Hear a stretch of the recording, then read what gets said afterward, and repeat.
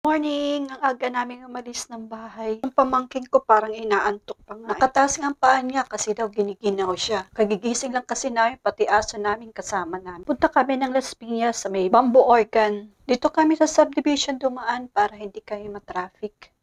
Mafag nga ang dinaanan namin kasi sobrang aga pa. Ang ganda nga ng view dito. Ito pala yung bag na kinuha namin sa Las Piñas na pinabili niya. Parang ako pa yata excited na tingnan yung bago niyang bag. Sinilip ko lang naman, hehehe.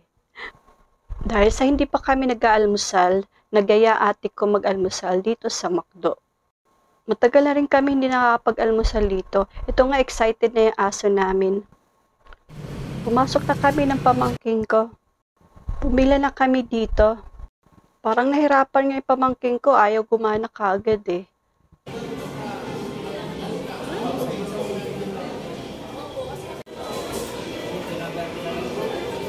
This one?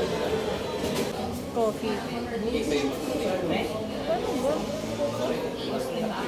Regular lang? Oo. Add to ka. Parang hindi ko. Ay, ba ng regular sa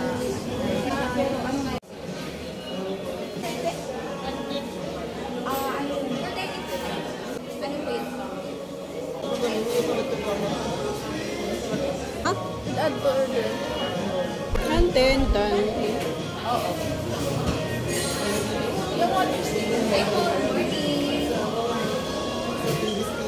Thank you. After that, pumila na ako para magbayad. Good morning. Hinintay na lang namin yung order namin. Dahil may kasama kaming aso, sa labas kami kumain. Uhaw na nga yung aso namin, naawa kami. Maraming salamat. Iingat kayo.